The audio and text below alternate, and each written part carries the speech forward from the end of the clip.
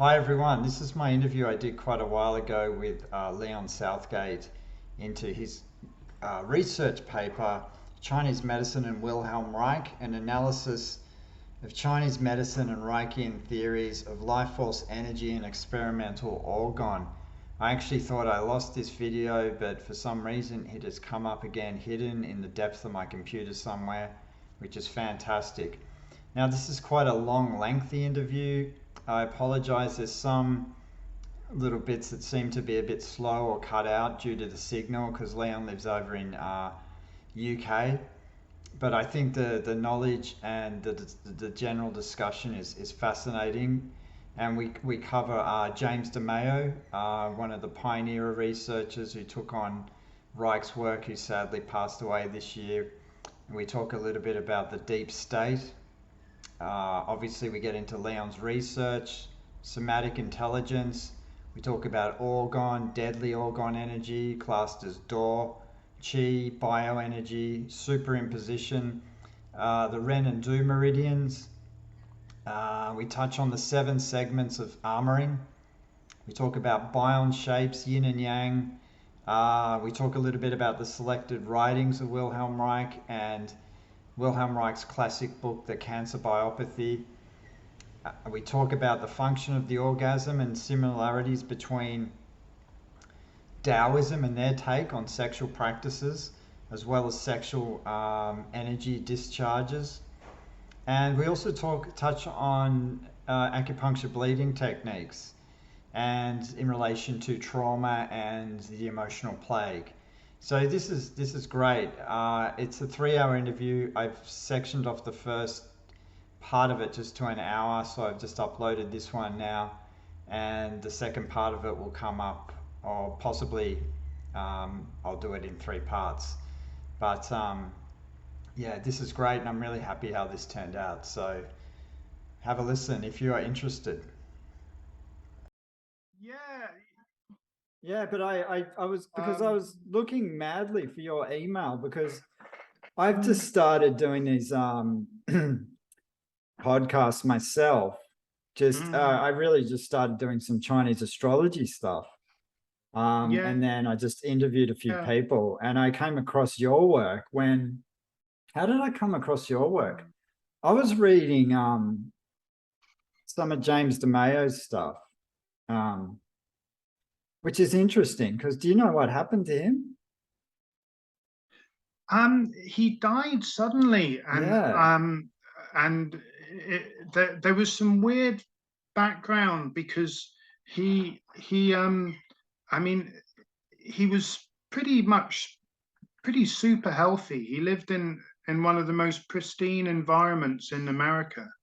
Yeah. He had his own laboratory and institute. Everything he did was the best you could. I mean, there probably was I don't know if there was any kind of like military research going on in that part of Oregon that might have impacted him, but the orgonomy community is never.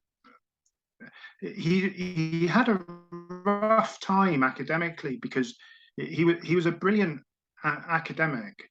Yeah, absolutely. And he was a what's going on with brilliant scientist, and anyone since Reich, and yet a lot of the orgonomists in the States were not happy with him because he's quite an outspoken Republican, very sort of aware of libertarian, and he upset some of the more like left-leaning orgonomists, and he crossed swords with the deep state twice in his life. One that not many people know that he started he wanted to do a cloud busting PhD. He did a cloud busting MS, a master's, and that was with Kansas University in '79, I think. And and he showed definite proof of the cloudbusters working to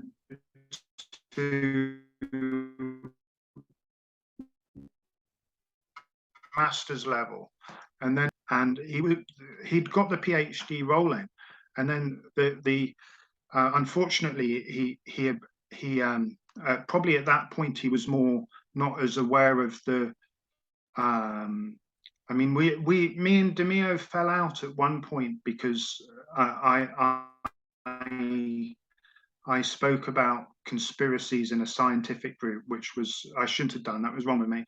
But he eventually came round to the view that there was a global conspiracy of like kind of communist. He thought there was a global communist conspiracy. Yeah. But at that point, when he was doing his masters, he applied the tensions of the government, and then they clamped down on it in the US. But he went on. He did a more psychological, philosophical degree, looking at about Saharasia. And yeah, absolutely. I've read that work, so it's brilliant. Yeah, yeah. I mean, in a way, it was better than him doing a PhD in cloud busting, because I mean they would have bumped him off if he had done the cloud busting PhD. He wouldn't have even made it to 70, 71. But, yeah, because he'd had threats. I'm sure he had, because I mean that book was it was phenomenal, but he had just such a beautiful way of writing. He could I've read, I think, mainly Saharasia, and I think In Defense of Wilhelm Reich, and obviously I have his Orgone handbook, because me and my father built this Orgone shooter and an Orgone box. It's down the coast we have.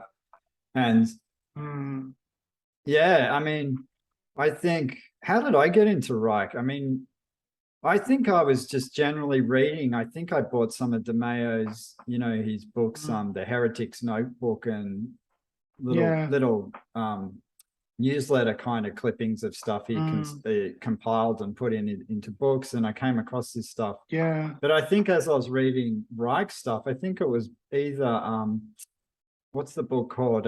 Either God, Devil, and Superimposition. I think it was that. Ether, Devil, and Superimposition. Yeah. Yes. Yeah, something like that. Yeah, it was that book, and I could look it up. It's on my bookshelf just there. It was that book where I started thinking of Taoist cosmology, and I started really switching into the connections between Chinese medicine and that concept of qi.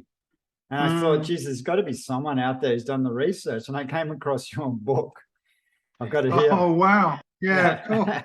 And I was like, oh man, this is brilliant. An analysis of Chinese medicine and Reichian theories of life force and experimental orgone.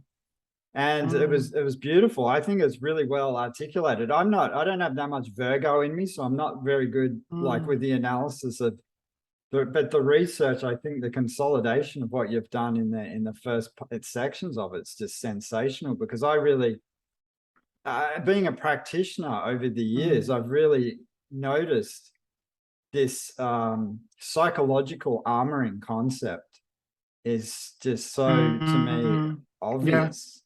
And I got personally really right into classical acupuncture. I guess it's more Tung acupuncture and Jeffrey Ewan's take on it. So I got right into doing bleeding treatments and things like this, but just noticing the I want to ask you about those at some point. Yeah, for sure. But just the way people open up on a psych level is just incredible in terms of the movement of emotion and stagnation and deep healing. Yeah, it's incredibly transformational. So cut a long story short, that's psychosomatic intelligence, and the way Reich has posted in his research over the years is just phenomenal. I think it's one of the most groundbreaking things personally for me, and I think that the study of how you consolidated it in Demeo about the ether and the ether drift, and how space is nutrition, is just not dead matter, is kind of one of the greatest discoveries of all bloody mankind, in my opinion. But yeah, it is, and it was thanks to Demeo that I published that book, because I wasn't sure about going through like an academic publishers, because it would make it more expensive. And I thought, well, I'll just publish it myself and make it a bit cheaper. But Demeo said, "Oh, I think it'd be better if you put it through through a publisher, and then raises the profile of." So I mean, a lot of the work for the actual book and the masters it was based on, a lot of the practical work was done in the States, and Jim Demeo, he advised me a lot through it, and other people helped me, and actually some of Jim's mentors helped me with the practical work. Well, there's a place, the Center for the Advancement of Human Functioning in Kansas. Right. I mean, the Americans, they're brilliant at developing things. Like the British are very good at new ideas, but they're crap at development, whereas the Americans are fantastic at stuff like that. I mean, the help I got to do the practical study, I did in weeks what would take me months, if not years, in this country, because people are so much more helpful. Like I was saying to people, like, I want to stick a needle in your hand and attach you to this energy box, and it might feel a bit weird, and it'll either be the real energy box or a placebo energy box, and none of us will know which it is. Is that okay? And people were like, yeah, sure, I'd love to help. And and you just that kind of can-do attitude and sort of wanting to get involved, that really made it possible. And the space, like this Center for Human Functioning in Kansas, the equivalent center in England would be like a terraced house with a cramped car park, and there they've got this huge center with a lake and a driveway and a cafe, and it's just everything's on a different scale in that part of the States. Yeah, and I think Americans are they're a lot more they're very open. They're a lot more open to new ideas, I think. I mean, Australia here, in a way, you know what you're talking about before with, you know, how the government could get away with what they're doing. There's a level of well, astrologically, we're kind of ruled by Capricorn, so we love following rules and regulation as a country. And I mean, there's a few rulers astrologically, but yeah, it's incredible how compliant we are here. But I think Americans, you know, they'll go out all guns blazing, you know, if it comes to that. But I mean, there's a good side to the British thing in that, like, because people are so suspicious and not willing to go into new things. It's a protection in some respects, and like, because we don't trust any government, and we're skeptical of people who do trust the government. Whereas Aussies aren't really, I've found. I mean, there's some that'll tell them to, you know, bugger off, but I think the last 2 years has proved conclusively, God, man, if you're not, I mean, it's become so left-leaning here that, you know, if they sniff out your can think, you're in trouble, you know. Yeah. It really has been sort of just eye-opening, isn't it? It's kind of everything that was hidden is now revealed. Everything's in the open. The craziness is in the open. But absolutely. Just jumping back to what you're saying about Mordor, that made me think.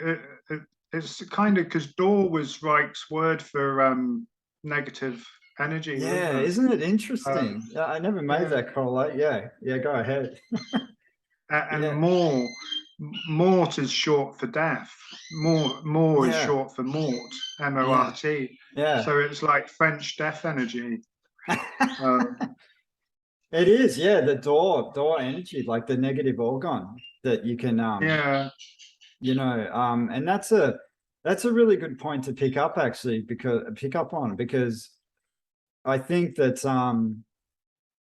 there's this lot of, I think the orgone stuff has got into this new age bandwagon where a lot of people are making these, I don't know, resin orgone things. You put it on your fridge, it's gonna you know, charge your house and things like this, and it's kind of gone a bit haywire with this kind of thing. But that door there, I mean, that kind of energy is the negative side of it. But with your how would you describe the existence, I guess, of well, the differentiation between, do you correlate chi and orgone as the one thing, or do you think that's what I gathered from reading your work. I mean, I had to be careful in the masters, I mean, my paper was so heavily scrutinized because this is a bit of a sidetrack, but I came across someone who was doing a quite offbeat, or trying to do a quite offbeat masters, looking into kind of alternative energy, free energy type technologies and free physics, and the proposal was perfect, and they knocked it out the water before he could even start it. And I think unfortunately that's come from my masters, because my paper got in under the radar, and they couldn't stop it at that point. And because I was in an independent college, like the Northern College of Acupuncture, and the paper was validated by the University of Wales, and the college didn't want to put it through. The University of Wales couldn't really help me with the practical work. The statistics were beyond my own supervisors.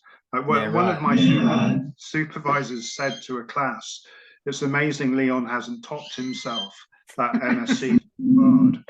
And every single, like, down to every last letter had to be perfect in the whole paper, because they knew it would get read around the world, and they tore it apart, and I kept putting it back together, and eventually they had to pass it. It was delayed a year, but they passed it begrudgingly.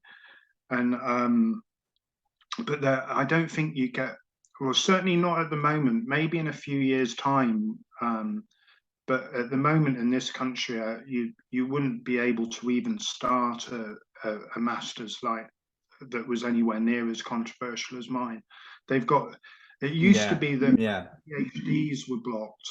Like if Jim had gone ahead and done a cloud busting PhD, I mean, he provided the incredibly good quality evidence at master's level, and then he did the government, the Eritrean government were aware of his work that he was doing, and they tacitly approved it. I don't think they formally approved it, but they were aware that he was working there, and the whole of East Africa, and he's documented everything very well.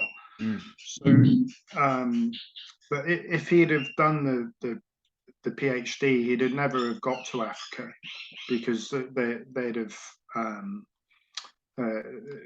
But then he crossed swords again with the deep state by he released a PDF ebook about the COVID stats, and I think they actually. I have that. I think I got a copy of that book. It was. I think he ended up printing some hard copies of that. I wouldn't be surprised. I haven't got a hard copy, but I've read the ebook. But it got thousands of downloads, and it came out at the beginning of January 2021, and then within a few days of it coming out, they did a data dump. I think some people from the deep state saw that it was getting widely downloaded, had a look at it, and thought, God, we've got to do something about our figures. And there was a data dump weeks after his paper, adding another 200,000-300,000. Yeah, I mean, wow. Yeah. Skeptics could say, well, it was an unusual year and it might take extra time, but even with the data dump, his conclusions are still correct. Like, because he analyzed how the stats were conforming to the normal patterns of age. Like the pandemic would affect everyone throughout the ages, but the deaths occurred in the normal curve of age. So it looked like either government or normal respiratory illness. So his analysis of the stats showed that there was no infectious pandemic. And so I think he had that he really upset the deep state with that. So he'd upset the deep state twice in his life.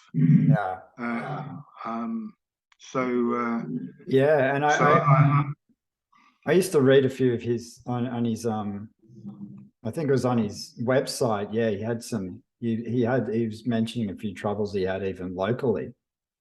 And I think that it's just incredible.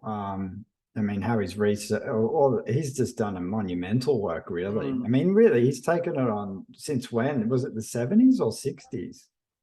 Did he start taking it on? It would have been the 70s.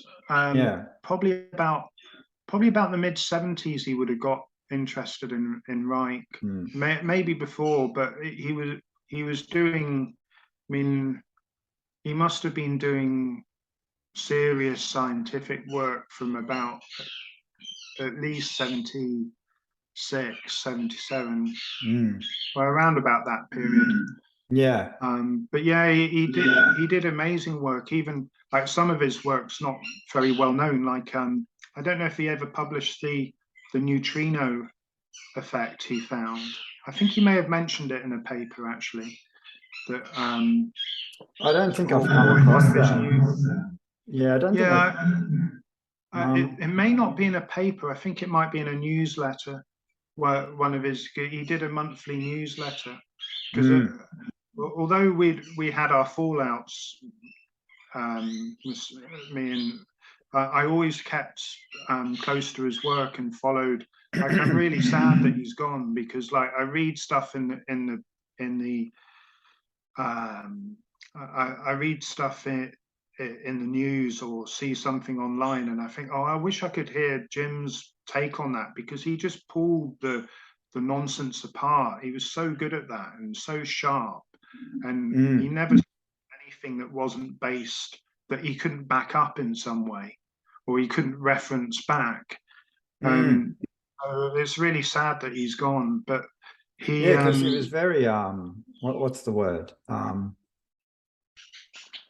very articulate, and I guess I've done his Chinese astrology and Wilhelm Reich's, funnily enough. James Demeo follows, he follows resources. So I think the guys that follow resources make brilliant researchers. And I think he had a few academic stars in his chart.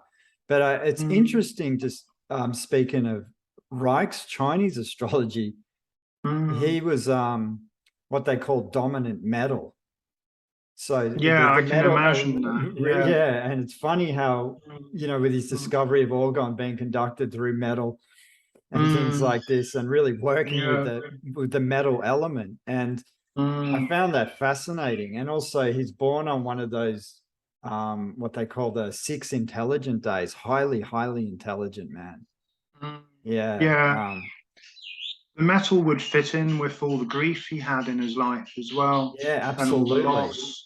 And the loss in early life. I think he had an empty star in the year pillar, which indicates there's a real significant loss around his ancestry and parents. That's interesting, because he had a huge amount of loss there. It's and you can see, and I think I mean, and that's what fascinates, and also that his work with children in terms of and his book The Children of the Future and things like that. I got right into it, and his understanding of that bioenergy is just phenomenal. And the connection with the mother, and you know, whether the mother's got cold nipples or not, and how the body, it can be like an orgasmic response once the baby starts, you know, with its first feed. And I mean, it's just phenomenal stuff. And all the other work I've done into researching trauma, into say Arthur Yanov's work, primal scream, primal therapy stuff, where he was got right into the in utero experience, and then that birthing process, and that it's just incredible, those the correlations. And I think with your research too, just getting into that, when you're talking about the what is it called, the superimposition and the connection with the energy flows of the Ren and Du Meridians. And talk a little bit about that. That's fascinating. It was cool. Thanks. It was hard at first, when I first thought, well, the chi and the orgone energies seem very similar. And although, I mean, my view is they are the same thing, but I had to take a skeptical position in the paper. No, you don't have to overemphasize it, but just say, well, I don't know for sure, but I'm looking at this and that. But then starting to look into the channels, it was hard at first, because the Reich system of movement is the opposite of the Chinese medicine system of movement, but they perfectly correlate, because it's like a cross. Because this is one of the things that wasn't in the paper, because I only found out about it afterwards, with the help of someone called Tom, a friend of Jim's, had the idea that it forms a natural cross, because you've got the segments of armouring, the segments, which people have said are like the chakras, and those go horizontally, but so Reich's energy system, and Reich's energy movement system in the body is about how that energy gets blocked. And that's what first got him to look into bioelectricity, and then bioorgone, and bioenergy, and led him to orgone eventually and stuff. But the Chinese system is they already knew that orgone existed, or they but so they were looking at the flow, and it forms a perfect complement, because most of the channels, as you know, go vertically. And so it was quite a headache finding how the orgone flowed around the body, and even like finding because you wouldn't normally think too much about the direction of the energy flow in the channels. And some of the more obscure channels, even the experienced tutors didn't know for sure which direction the energy flowed in channels. So it took me some time to work it out. But yeah, I went through the governing and the ancestral channels first, because they're the first to form in the womb. Absolutely. And getting the paisley shape, or the organome shape is mirrored in Chinese medicine. So I started off with that shape, and then the Ren and the Du, or the governing and the conception channels, run along the outer edge of that shape. And then I'll just get the and it's interesting how and then I kind of slowly built in the flow of the other channels. I mean, there is one or two channels that flow horizontally. There's one that goes around the abdomen, isn't there? I don't think it's got points of the daimai. Yeah, that's the one. But that makes sense in terms of the 7 levels, because the deeper armoring really comes down to around the genital region, doesn't it? Yeah. Which even makes sense from an astrological point of view, because the genitals tend to be ruled by Pluto, which is a lot deeper, or it rules, like, it's more the secretive type. You know, the Pluto rules the kind of secrets, the sexuality, the taboo subjects, so to speak. All those taboo issues we have to do with sexuality and things like this. So but it's also how the you also came up with how the Bion shapes kind of resembled the yin and yang symbol. That's cool. I'm going to show a picture of this, because this is very cool, because I'm going to send this to a few Chinese med people, but I found that fascinating. Absolutely. And because the Bions are what, obviously, you can talk a little bit about those if you like, but I remember getting right into that in Reich's book, which I found mind-blowing, actually. I mean, a lot of the stuff is, but the cancer biopathy, geez, I highly recommend everyone to read that book. That is just, wow, phenomenal. Yeah, that's one of the best books for the in-depth sort of view of orgonomy. It's a fantastic book. Cancer biopathy. It's incredible. I learned a lot reading that, and just even actually, speaking of the cancer, I think even in Demeo's book on I think it was his Orgone Accumulator Handbook, had some very good case studies of cancer patients he personally treated himself as well in that book.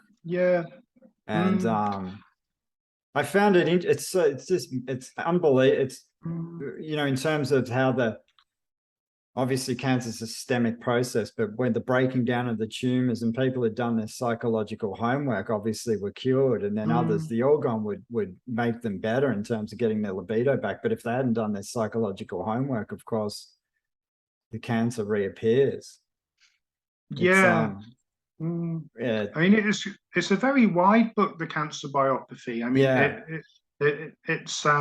it goes into all sorts of different aspects of his kind of technical work, scientific work. I mean, perhaps for an overview of his entire work, from the psychological to the cosmic. Selected writings is a good accompaniment to. If you got the selected writings of Wilhelm Reich, I think that was edited by Higgins, and I don't think I've got that. Yeah, it's really good. I'll just grab it. That's my original copy of it.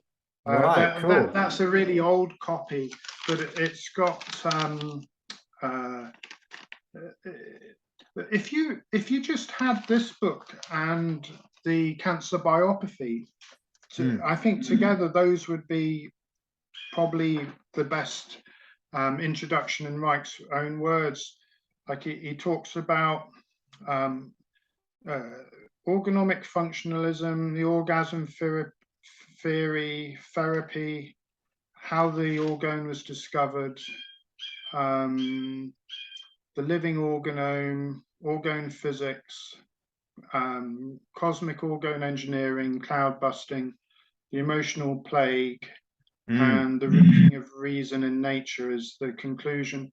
So it's, I mean, there's been a lot of criticism over the years of various people after Reich died, but that selected writings is an excellently chosen overview of his work, and I think it's republished now. I'll grab a copy of that for sure. I think it's good. The emotional cancer biopathy is more in depth, and there's some unusual experiments in cancer biopathy that are nowhere else apart from obscure journals, like the pendulum experiments. And that gives a link back to the orgonite people you mentioned, because one of the things I've tried to do is bring the orgonite community closer to the orgone community, because there's value in both groups, and if I can get both groups to see the value in each other, it would be good for orgonomy as a whole. So because he used an orgone compound in the pendulum experiments in the bulb of one of the pendulums. So the idea of using organotic compounds as well as layering has some application, but the orgonite community can be overly mystical, and the orgone community based on Reich can be overly materialistic. So if the two balance each other out, it would help. But then the orgonite community have a lot of creativity, and the orgone community have a lot of experience and background in mainstream types of research.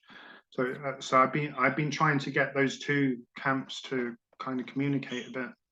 I mean, I'm the only real one. That's why I'm so rapt I found you. I haven't found anyone in especially even in my Chinese medical community, or anyone I know personally who's really knows Reich's work. The only other person I know is my father. He's right into it, and we built an orgone box down the coast, like I said, and I've had the blankets and things like this, but I found, and interestingly enough, my ex-wife had an autoimmune condition and used to get really bad migraines, and I got her a blanket, and she used to experience, when she was in that blanket, obviously the body was getting a lot warmer, which is like orgone and chi and the bioenergy starting to move, but it would always go to that exact fixed location in the head where she'd be experiencing the migraine. It's wild like that. But my personal experience in the box, where the box is just like, you're sitting in there and you're just going, geez, this is getting really strong. And where we've got it, it's near the ocean, and obviously it's closer to the water. And Reich, as Reich says, the oceans are the lungs of the world, so to speak. And well, you've got the ideal environment in Australia for orgone work, because you got dryness and heat that especially down south. Especially down south where I am, because up north is probably a bit too humid, but in Victoria here it's it gets cold. It gets cold, but it's dry also. It is. And the space there makes a difference, and of course the water, because most of your community is near the coast. So it's the ideal that kind of side of Australia is the I know someone who is talking about, he spent quite a bit of time in Australia, and he met some of the people who had the car that ran on, I can't remember the name of it. It ran on free energy, or it ran on orgone in a way. Yeah, and that car worked in England because it couldn't have an aluminium motor. It had to have steel or an iron-based metals in the motor. So it had to be the older motors. But the sheer energy charge in Australia would enable it to work more easily, whereas like damp, crowded conditions up in England probably wouldn't be ideal for it. But yeah, it's great around there. Funny enough, it was my dad as well that introduced orgonomy. It was my dad was his kind of thing all his life. He was a psychotherapist and jazz musician. Yeah, right. But his whole life he was interested in group dynamics, and he became like expert in group dynamics, and he got interested in Reich's orgasm theory. And so he had all of Reich books, or most of them, and I read Peter Reich's autobiographical account of his time around of his early life with Wilhelm Reich when I was a teenager, and it was that book that got me into orgonomy myself, because when the time came for me to do a research project as part of the acupuncture course, the memories of having a family orgone blanket and the reading the Peter Reich's book came back to me. Oh, I'll look into orgone and acupuncture, and so. Yeah, and what are your thoughts on the orgasm theory, and Reich was right into the discharge of energy compared to, say, the Taoist take of seminal retention and these kind of things? How do you think this kind of plays out? Well, I think they're both on the same page. The Reich's life formula or orgasm formula, it translates directly into Chinese theory with there's a 4-beat cycle in Chinese medicine. And the 4-beat cycle of yin and yang, something along those lines, and it translates exactly into Reich's life formula. I remember you had that in your research. That was very, very well put. And that forms another organome Paisley shape, or half of the yin yang, because the curve of the life formula is the curve of the yin yang shape. Exactly. And that was my dad's part of my dad's work. He called it the creative and destructive cycles, but the curve is the yin yang curve. And I think the difference between them was Reich wasn't aware of the loss of the potential loss of chi through the orgasm and sexual energy discharge. I think perhaps at the time when he was alive, and when he was doing his work with teenagers, now we've got depleted energy as the main problem teenagers seem to suffer from, whereas in the 1920s, it was probably excess energy, their main issue.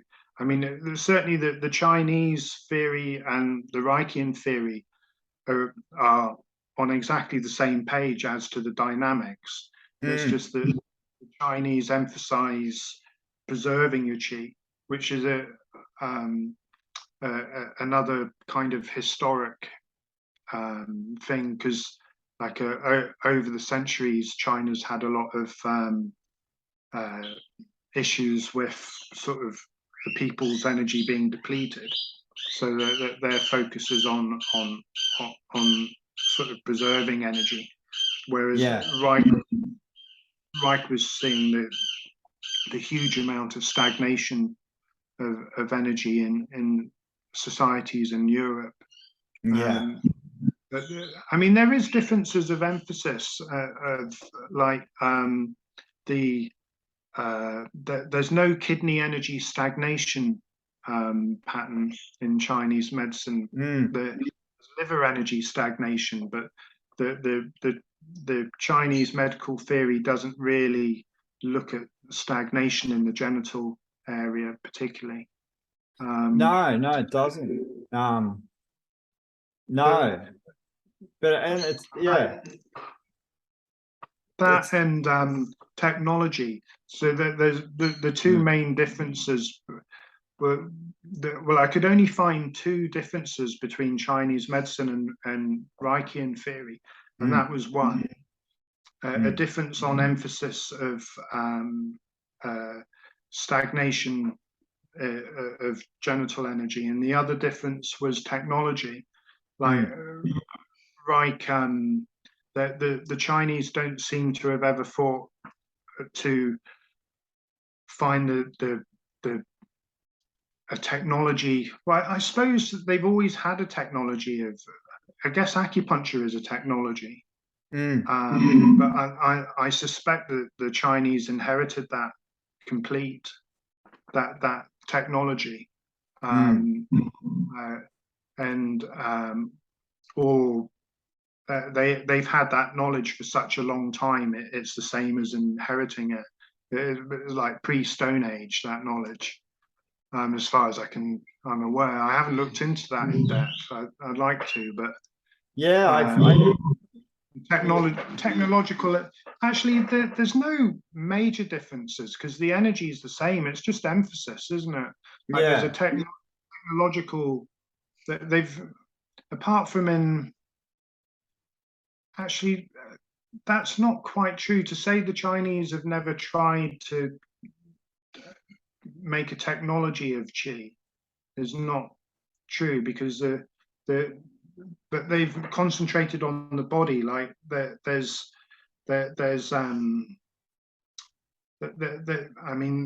Chinese practitioners that can throw qi out, or they can make the qi come out of their dantian and their tummy and record it on a microphone. Well, those qigong alchemists, so to speak, those guys who can, really project the energy. But that correlation, I think, between qi and blood, like you're saying in your research, and that electric charge, it needs the qi to move the blood, or they say that it's not the heart that pumps blood, it's qi. It gets pretty I think a lot more people, I've noticed lay people tend to be getting a little bit aware of this, which is fascinating to see. But I like Reichian's take, I guess, on the sympathetic parasympathetic. It just kind of simples it down, like with the pleasure reaction, with the parasympathetic to the sympathetic, the anxiety reaction, which is seen in a lot of patients, because as you would know, a lot of people do have that, commonly just liver qi stagnation on pent-up emotion. And I guess as the world becomes more feminized now, men don't, and women as well, they don't feel there's a safe place to be really able to express themselves emotionally, and then they get deranged in the psyche. I mean, if you can't have a safe an outlet for your own madness, which we all need every now and then to do what the body needs to do to process grief or pain, and you just hold it in, and then, you know, these people, they're so stagnated, and then all of a sudden, of course, as you know, it generates fire and heat, and that'll disturb the Shen, and then you know, it's interesting how it all snowballs into pathology, right? Firstly, and that's why I love that term Reich used, the emotional plague. In my opinion, it's not mental illness, it's all emotion. It's whether you would choose to process it or not, or understand how to. You know, and I think acupuncture and any good therapist, whatever it is, using the body and the body work, will move it. You know,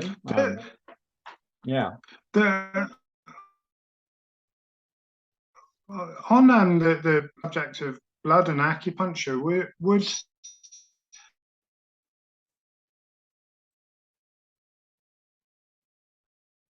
I was curious because I come across leading cooling points to release heat in the channel. So I was wondering, like, would you actually release bleed, say, lung 7 for grief, or something like that? Would that be possible? Or yeah, absolutely. Or you can use, actually, what I've found primarily, the bleeding stuff I do in 2 ways. I got so into this because I studied a lot of Tung acupuncture, and Tung has all these bleeding zones around the body. And what I've noticed, like, there's heart zones, there's ear zones, lung zones, kidney zones, bladder zones, you know, the common one, bladder 40 for back pain, disc herniation. But I found even doing just generally on that note and bleeding people, I find the so-called, it will bring up a lot of emotion in some people, or even just bleeding that for hypertension. But that's just one example. I think Tung used it more for, you know, for, say, angina, bleed the heart zone. And I've used that a lot clinically, and it's been amazing. And I've used that for people with vision problems. It's been incredible. And also for brain fog. Just magic. And even migraine headaches on that level. And then there's Jeffrey Ewan's take. I don't know if you know him. He's that 88th generation Taoist priest. I did a bit of done quite a few of his courses, and he gets right into the real classical acupuncture on the sinew channels, the low channels, and the divergent meridians. But what you're saying in terms of the emotion, exactly. For grief, you do a lung low, you use the low channel for emotion, and they would do this. And there's a whole series. The low channels, traditionally, they would use, well, you can needle and bleed them, but bleeding was primarily for what they call Dian Kwang, or, you know, the mania or psychosis. You do low channel treatments and you would bleed. And because the blood holds trauma, especially emotional trauma. And this is one fascinating thing I was getting so into, because I did a lot of research and work, volunteer work at Sacred Heart Mission for a few years, where I was dealing with sex workers and homeless people. And I realized that a lot of them were, you know, cutting themselves. And I used to always ask them out of interest. I go, oh, so, well, what's the reason? They go, because I feel calmer. I feel so much better after doing it. And it's not the most elegant way. And most of the time they're doing it over the pericardial meridian, you know, the heart protector. Yeah, I've noticed that. But I worked in drug detox centres too, near near Liverpool, and one of the reasons for tattooing is the same. Like, people who've had trauma that sometimes are attracted to tattooing, because they can reclaim their bodies, and part of the kind of the pain process and the needling of the bodies and marking their bodies, and probably a bit of bleeding as well, because tattoos bleed a little bit. Yeah, absolutely.